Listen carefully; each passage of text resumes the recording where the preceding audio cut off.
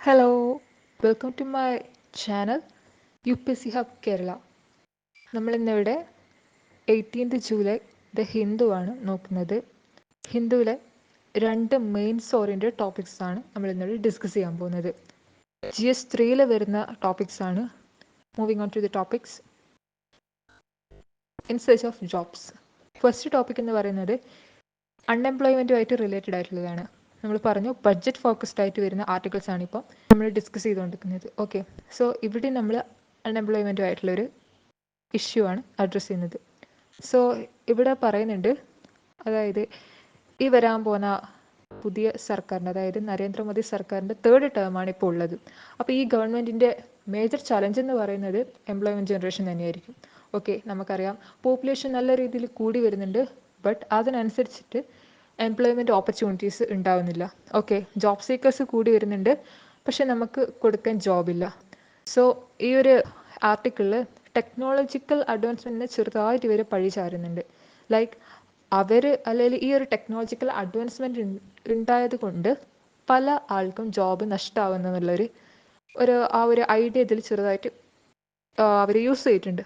So as per the annual survey of unincorporated sector enterprises, just 21% has utilized internet service for entrepreneurial activities. അതായത് ഇന്ത്യയിൽ just 21% മാത്രമേ internet services അവരുടെ പുതിയ business അഡ്വഞ്ചേഴ്സിനൊക്കെ use ചെയ്തിട്ടുള്ളൂ. അല്ലെങ്കിൽ ആ ഒരു കറക്റ്റായിട്ടുള്ള യൂസേജ് എന്താ പറയുക, യൂട്ടിലൈസ് ചെയ്തിട്ടുള്ളത് ജസ്റ്റ് 21% മാത്രമാണ്.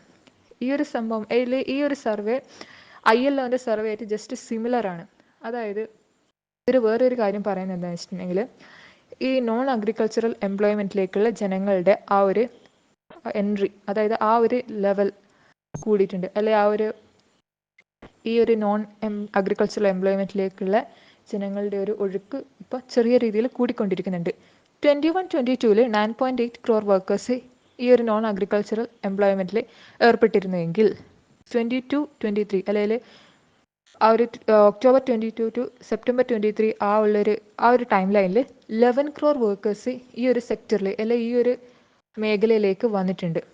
ഓക്കെ, അപ്പം ഈ ILOൻ്റെ റിപ്പോർട്ട് വേറൊരു കാര്യം കൂടി പറയുന്നുണ്ട്. അതായത് ഇന്ത്യയിൽ എംപ്ലോയ്മെൻറ്റ് എന്താ പറയുക, എംപ്ലോയ്മെൻറ്റ് ചെറിയ രീതിയിൽ കൂടുന്നുണ്ടെങ്കിലും സ്റ്റിൽ മാനുഫാക്ചറിങ് സ്റ്റാഗ്നൻ്റ് ആണ്. ഓക്കെ, ആൻഡ് മാനുഫാക്ചറിങ് എംപ്ലോയ്മെൻറ്റ് നമുക്കറിയാം ഇന്ത്യയിൽ മാനുഫാക്ചറിങ് എന്ന് പറയുന്നത് തന്നെ സ്റ്റാഗ്നൻ്റ് ആയിട്ടുള്ള ഒരു മേഖലയാണ്. നമ്മൾ കൂടുതലും പ്രയോറിറ്റൈസ് ചെയ്യുന്ന സർവീസ് സെക്ടറാണ്. മാനുഫാക്ചറിങ് എന്താ പറയുക സ്റ്റാഗ്നൻ്റ് ആണ്. അതായത് 12-40% തന്നെയാണ് അതിപ്പോഴും. സ്ലോ ട്രാൻസിഷനാണ്. ഓക്കെ, അതായത് ഈ ഒരു മാനുഫാക്ചറിങ് സെക്ടറിലേക്ക് അല്ലെങ്കിൽ ഈ ഒരു വേറൊരു ഡൈവേർഷനിലേക്ക് നമ്മൾ ഡൈവേർട്ട് ചെയ്ത് പോകുന്ന ടൈമിൽ ആണ് COVID-19 വന്നത്. ഈ ഒരു സ്ലോ ട്രാൻസിഷനായിരുന്നു ആ സമയത്തുണ്ടായിരുന്നു. ഈ കോവിഡ് വന്നതോടുകൂടി അതും നിന്നു. ഓക്കെ, അത് നല്ല രീതിയിൽ സ്ലോ ആയി. ഓക്കെ, സോ ഈ ഒരു കറൻറ്റ് ജോബ്സ് എന്ന് പറയുന്നത് നമുക്ക് എന്താ പറയുക നോട്ട് ഇനഫ് ഫോർ അസ്. നമ്മുടെ ഈ ഒരു അൺഎംപ്ലോയ്മെൻറ്റിനെ അഡ്രസ്സ് ചെയ്യാൻ പാകത്തിനുള്ള ജോബ്സ് നമുക്ക് ഇപ്പോൾ ഇല്ല. സോ ഈ ആനുവൽ സർവീസ് അൺഇൻകോർപ്പറേറ്റഡ് സെക്ടർ സർവീസസിൻ്റെ റിപ്പോർട്ട് പ്രകാരം വേറെയും കുറച്ച് കാര്യങ്ങൾ പറയുന്നുണ്ട്. അതായത് ഈ എംപ്ലോയ്മെൻറ്റ് ജനറേഷനിൽ മാക്സിമം കോൺട്രിബ്യൂട്ട് ചെയ്തിട്ടുള്ള അതർ സർവീസസിലാണ് മാക്സിമം ഷെയർ ഉള്ളത്. ഓക്കെ, മാക്സിമം എംപ്ലോയ്മെൻറ്റ് ജനറേറ്റ് ചെയ്തിരിക്കുന്നത് അതർ സർവീസസ് ആണ്. അതായത് 36.45%. ഓക്കെ, 36.45%ഓളം കോൺട്രിബ്യൂഷൻ അതർ സർവീസസ് എന്ന് പറഞ്ഞിട്ടുള്ള അവിടുന്ന് മാത്രം കോൺട്രിബ്യൂട്ട് ചെയ്തിട്ടുണ്ട്. ട്രേഡിൽ ആണെങ്കിൽ 35.61%. മാനുഫാക്ചറിങ് ആണെങ്കിൽ ഏറ്റവും കുറവാണ്, 27.94%. അപ്പം ഏറ്റവും കൂടുതൽ കോൺട്രിബ്യൂട്ട് ചെയ്തിട്ടുള്ളത് അതർ സർവീസസ് ആണ്. ഓക്കെ, പീരിയോഡിക് ലേബർ ഫോഴ്സിൻ്റെ സർവേ അനുസരിച്ചിട്ട് നമ്മളെ ഇന്ത്യയിൽ 45.76% ആൾക്കാരും അഗ്രികൾച്ചറോ അല്ലെ അതുമായിട്ട് അലൈഡ് ആയിട്ടുള്ള എന്തെങ്കിലും സെക്ടറിൽ എൻഗേജ്ഡ് ആണ്. ഓക്കെ, 22-23 റിപ്പോർട്ട് പ്രകാരമാണ്. സോ അപ്പം ഈ ഒരു അൺഎംപ്ലോയ്മെൻറ്റ് റേറ്റ് അല്ലെങ്കിൽ ഈ ഒരു മാനുഫാക്ചറിങ്ങിൻ്റെ കുറവ്, സോ അതൊക്കെ ഭയങ്കര വിഷയമാണ്. സോ ഇത് അഡ്രസ്സ് ചെയ്യുകയാണ് ഇപ്പം വരാൻ പോകുന്ന ഗവൺമെൻറ്റിൻ്റെ മെയിൻ ചലഞ്ച് എന്ന് പറയുന്നത്. സോ ഇവിടെ കുറച്ച് ഇവർ സജഷൻസ് പറയുന്നുണ്ട്. അതായത് ഈ ഇതുവരെ നടക്കാണ്ടിരുന്ന ഒരു ലോങ് പെൻഡിങ് ആയിട്ടുള്ള ഇന്ത്യൻ ലേബർ കോൺഫറൻസ് നടത്താനും അതുവഴി ലേബർ കോഡ്സ് കൊണ്ടുവരിക. ഓക്കെ, സ്ട്രോങ്ങർ ലേബർ കോഡ്സ് കൊണ്ടുവരിക.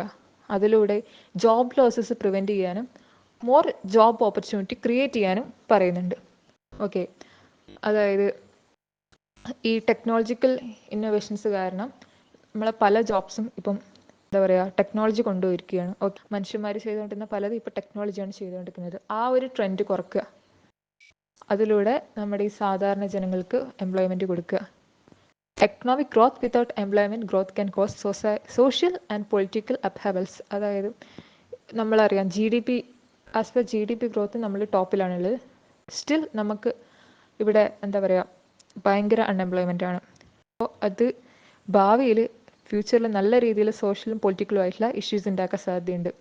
സോ ഇത് നല്ല രീതിയിൽ മിറ്റിഗേറ്റ് ചെയ്യണം എന്നാണ് ഈ ഒരു ആർട്ടിക്കിൾ പറയുന്നത്. So that's all about that article. അപ്പം next article GS3. Okay, GS3 എന്ന് തന്നെ പറയാം. സോ നെക്സ്റ്റ് ആർട്ടിക്കിൾ എന്ന് പറയുന്നത് choosing the right track to cut post harvest losses. Okay, choosing the right track to cut post harvest losses. അതായത് അഗ്രികൾച്ചറുമായിട്ട് related ആയിട്ടുള്ള ഒരു ആർട്ടിക്കിളാണിത്. മെയിൻലി ഇത് ഫോക്കസ് ചെയ്യുന്നത് പോസ്റ്റ് ഹാർവസ്റ്റ് ലോസസും അത് അഡ്രസ്സ് ചെയ്യുന്ന മെക്കാനിസമാണ്. സോ അതിൻ്റെ ഒരു അഡ്രസ്സൽ മെക്കാനിസമാണ് ഇന്ത്യൻ റെയിൽവേസിൻ്റെ maximum utilisation. So railway focused ആയിട്ടാണ് ഈ ഒരു ആർട്ടിക്കിൾ എഴുതിയിട്ടുള്ളത്. ഓക്കെ, ഇന്ത്യ ഗ്ലോബലി അഗ്രികൾച്ചറൽ പ്രൊഡക്ഷനിൽ സെക്കൻഡാണ്. സ്റ്റിൽ അഗ്രികൾച്ചറൽ എക്സ്പോർട്സിലാണെങ്കിൽ ഇന്ത്യ 8th റാങ്കാണ് ഹോൾഡ് ചെയ്തിരിക്കുന്നത്. അതായത് 2.4% മാത്രമേ നമ്മൾ എക്സ്പോർട്ട് ചെയ്യുന്നുള്ളൂ. Okay, just 2.4%. അതെന്തുകൊണ്ടാണ്? ഒന്ന്, ലോ പ്രൊഡക്ടിവിറ്റി. ഈവൻ ദോ നമുക്ക് acres of land under cultivation ഉണ്ടെങ്കിലും ഒരു അതിനനുസരിച്ചുള്ള പ്രൊഡക്ടിവിറ്റി നമുക്കില്ല. Plus inability to meet desired quality standards. അതായത് നമ്മൾ ഒരു രാജ്യത്തേക്ക് എക്സ്പോർട്ട് ചെയ്യുകയാണെങ്കിൽ ആ രാജ്യം കുറച്ച് സ്റ്റാൻഡേർഡ്സ് പ്രിസ്ക്രൈബ് ചെയ്യുന്നുണ്ടാവും. സോ അതനുസരിച്ച് നമുക്ക് സാധനങ്ങൾ എത്തിക്കാൻ ആവണം. ഓക്കെ, അതൊരു വിഷയമാണ്. പിന്നെ ഇൻഎഫിഷ്യൻസി ഇൻ സപ്ലൈ ചെയിൻസ്. അതായത് ഈ ഫോർവേഡ് ലിങ്കും ബാക്ക്വേർഡ് ലിങ്കും ഒക്കെ കറക്റ്റായിട്ട് ഇല്ലെങ്കിൽ അതും ഭയങ്കര ഇഷ്യൂ ആണ്. ഈ സപ്ലൈ ചെയിൻ ഇഷ്യൂസ് എന്ന് പറയുന്നത് ഇൻഅഡിക്വേറ്റ് ട്രാൻസ്പോർട്ടേഷൻ നെറ്റ്വർക്ക്. നമുക്കറിയാം, അതായത് ഒരു കമ്മോഡിറ്റി ഫാമിൽ നിന്ന് മാർക്കറ്റിലേക്ക് എത്തേണ്ടിക്കലുള്ള ഇഷ്യൂസ്, ട്രാൻസ്പോർട്ടേഷൻ കോസ്റ്റ്, അതൊക്കെ ഭയങ്കര വിഷയമാണ്. Plus infrastructure.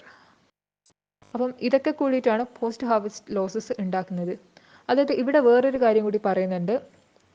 India's post harvest losses amount to approximately 1,52,790 crore annually നമ്മൾ ഈ പോസ്റ്റ് ഹാർവസ്റ്റ് ലോസസ് വഴി പോകുന്നുണ്ട്. ഓക്കെ, ഈ റിപ്പോർട്ട് തന്നിരിക്കുന്നത് ministry of food processing and industries ആണ്. ഓക്കെ, അവരുടെ ഒരു സ്റ്റഡി പ്രകാരമാണ്. അതായത് നമ്മളെ പോപ്പുലേഷൻ വളരുന്നുണ്ടെങ്കിൽ അതിനനുസരിച്ച് നമുക്ക് ഈ നീഡ്സ് മീറ്റ് ചെയ്യാൻ തക്കതായിട്ടുള്ള എന്താ പറയുക പ്രൊഡക്ഷൻ നടക്കുന്നില്ല. ഓക്കെ, ഗ്രോയിങ് മോർ ഫുഡ് ഒരു സൊല്യൂഷൻ ആണ്.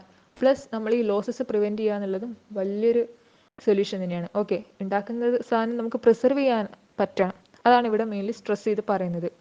അപ്പം ഇന്ത്യൻ്റെ പോസ്റ്റ് ഹാർവസ്റ്റ് ലോസിനെ കുറിച്ച് പറയുകയാണെങ്കിൽ മോസ്റ്റ്ലി ഈ ഒരു വിഷയം വരുന്നത് പെർഷബിൾ ആയിട്ടുള്ള ഗുഡ്സിലാണ്. പെർഷബിൾ ആയിട്ടുള്ള ഗുഡ്സ് എന്ന് വെച്ചിട്ടുണ്ടെങ്കിൽ വച്ചാ ചീത്തയായി പോകുന്ന സാധനങ്ങൾ. ഓക്കെ, അതായത് egg, fish, meat, fruits, veggies, അതൊക്കെ ഈ പെർഷബിൾ കമ്മോഡിറ്റീസ് ആണ്. അതായത് ഇങ്ങനെ വിടക്കായി പോകുന്ന ഈ ഒരു കമ്മോഡിറ്റീസ് ഹ്യൂജ് ലോസ് തന്നെ നമ്മളെ എക്കണോമിക് തന്നെ ഉണ്ടാക്കുന്നുണ്ട്. ഓക്കെ, അപ്പം eggs, fish and meat 22%, fruits 90% and vegetables 80%. ഈ പെർഷബിൾ ആയിട്ടുള്ള ഗുഡ്സ് വേറൊരു രാജ്യത്ത് എത്തിയിട്ടുണ്ടെങ്കിൽ അവിടുത്തെ മീൻസ് അവിടെ 90% ലോസ് ആകുന്നുണ്ട്. സോ ആ ഒരു പെർഷബിൾ ഗുഡ്സ് നല്ല രീതിയിൽ ഹാൻഡിൽ ചെയ്തിട്ടില്ലെങ്കിൽ അത് വലിയൊരു ലോസാണ്. ഓക്കെ, അതാണ് ഇവിടെ പറയുന്നത്. So committee on doubling farmers income പറയുന്നത് എന്താണെന്ന് വെച്ചിട്ടുണ്ടെങ്കിൽ അഗ്രി ലോജിസ്റ്റിക്സ് സ്ട്രെങ്തൻ ചെയ്യണമെന്നാണ്. ഓക്കെ, അതായത് നമ്മളൊരു ഫാമിൽ നിന്ന് മണ്ടി വരെ എത്തി, അതായത് ഒരു ഹോൾസെയിലോ റീറ്റെയിലോ മാർക്കറ്റ് വരെ എത്തി, അവിടുന്ന് ഓക്കെ അവിടുന്ന് എങ്ങനെയാണ് കാര്യങ്ങൾ നടക്കുന്നത്. അതായത് നമ്മൾ ഈ പറയുന്ന ഈ കമ്മോഡിറ്റി റോഡ് വഴിയാണോ, റെയിൽ വഴിയാണോ, വാട്ടർ വഴിയാണോ, എയർ വഴിയാണോ, എങ്ങനെയാണ് കൺസ്യൂമറിലേക്ക് എത്തുന്നതെന്നും കൂടി നമ്മൾ ചിന്തിക്കണം. ഓക്കെ, ഇവിടെ വേറൊരു കാര്യം പറയുന്നത് ഇന്ത്യയിലെ 86% of farmers are small and marginal farmers. Okay, ചെറുകിട വ്യാപാരികളാണ്. ചെറുകിട വ്യാപാരികൾ എന്നല്ല, ചെറുകിട കർഷകരാണ്. ഓക്കെ, ഇന്ത്യയിലെ 86% ആൾക്കാർ. സോ ഈ ഒരു സ്മോൾ പ്രൊഡക്ഷൻ എന്ന് പറയുന്നത് ഭയങ്കര വിഷയമാണ്. ഓക്കെ, അവർക്കെല്ലാം എന്താ പറയുക കൺട്രോൾ ചെയ്യാൻ പറ്റുന്നില്ല. ഈ ഒക്കെ ഒരു കണക്ടിവിറ്റി അവർക്ക് ഇല്ല. Okay, they are less aware about it. ഈ പെർഷബിൾ ഗുഡ്സുമായിട്ട് റിലേറ്റഡ് ആയിട്ട് സപ്ലൈ കൺസ്ട്രെയിൻസ് ഭയങ്കര കൂടുതലാണ്. വേറെ അപ്പം നമ്മൾ ഈ ഒരു ആർട്ടിക്കിളിൻ്റെ ഒരു ഡയറക്ഷൻ ഇവിടെ നിന്ന് ഇങ്ങനെ ചേഞ്ച് ചെയ്യാണ്. അപ്പം നമ്മളിങ്ങനെ പറഞ്ഞു പെർഷബിൾ ആയിട്ടുള്ള ഗുഡ്സ് കൊണ്ട് നമുക്ക് ഒരുപാട് ലോസസ് വരുന്നുണ്ട്. സോ അതെങ്ങനെ അഡ്രസ്സ് ചെയ്യാം? അപ്പോൾ ഇതിൻ്റെ ഒരു മാജിക് സൊല്യൂഷൻ എന്ന രീതിയിലാണ് റെയിൽവേ അല്ലെങ്കിൽ ഇന്ത്യൻ റെയിൽവേസിനെ കുറിച്ച് ഇവർ പറഞ്ഞു തുടങ്ങുന്നത്. ഓക്കെ, റെയിൽവേ വഴി നമുക്ക് ഈ ഒരു ഇത് കുറക്കാനുള്ളത്. ഓക്കെ, ഇവിടെ ഫസ്റ്റ്ലി ഇവർ പറഞ്ഞു തുടങ്ങുന്ന ഫാക്ട് എന്താണെന്ന് വെച്ചിട്ടുണ്ടെങ്കിൽ 75% of Indian railways revenue is earned through freight transport. അതായത് ഈ ചരക്ക് നീക്കത്തിലൂടെയാണ് ഇന്ത്യൻ റെയിൽവേ 75% റവന്യൂ ജനറേറ്റ് ചെയ്യുന്നതെന്ന്. ഓക്കെ, ഈ ഒരു ഫ്രൈറ്റ് എന്ന് പറയുമ്പോൾ ഇവിടെ അയൺ ഉണ്ട്, സ്റ്റീൽ ഉണ്ട്, ഫെർട്ടിലൈസേഴ്സ് ഉണ്ട്, അഗ്രികൾച്ചർ പ്രൊഡ്യൂസ് ഉണ്ട്. ഓക്കെ, അത് പോരായിട്ട് വേറൊരു ഫാക്ട് ഇവർ പറയുന്നത് ഫുഡ് കോർപ്പറേഷൻ ഓഫ് ഇന്ത്യ, നമ്മുടെ FCI, ഇന്ത്യൻ റെയിൽവേസിനെ ഈ ഫുഡ് ഗ്രെയിൻസ് ട്രാൻസ്പോർട്ട് ചെയ്യാൻ വേണ്ടിയിട്ട് ഹെവിലി ഡിപ്പെൻഡ് ചെയ്യുന്നുണ്ട്. ഓക്കെ, 90% ഫുഡ് ഗ്രെയിൻസും ഇവർ ട്രാൻസ്പോർട്ട് ചെയ്യുന്നത് റെയിൽവേയിലൂടെയാണ്. ഓക്കെ, റെയിൽവേസിലൂടെയാണ്.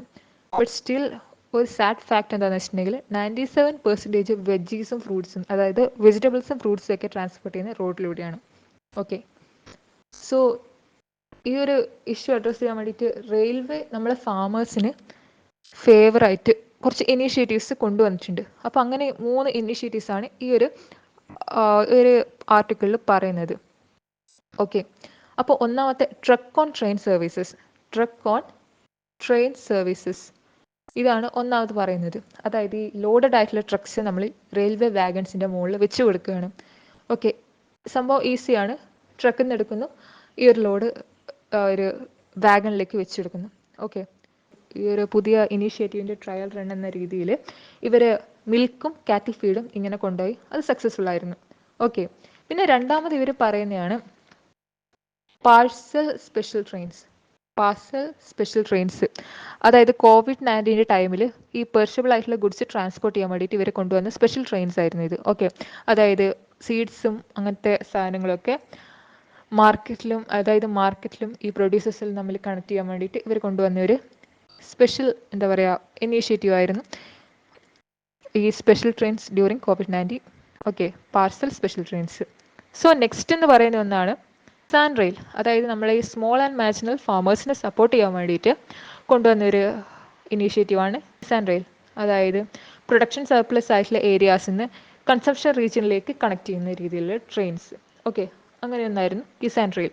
അപ്പം ഈ ഒരു കാര്യങ്ങളൊക്കെ നമുക്കറിയാം 86%ഓളം ആൾക്കാർ സ്മോൾ അല്ലെ മാർജിനൽ ഫാമേഴ്സാണ്. സോ അവരെ സംബന്ധിച്ചിടത്തോളം ആക്സസിബിലിറ്റി ഒരു വിഷയമാണ്.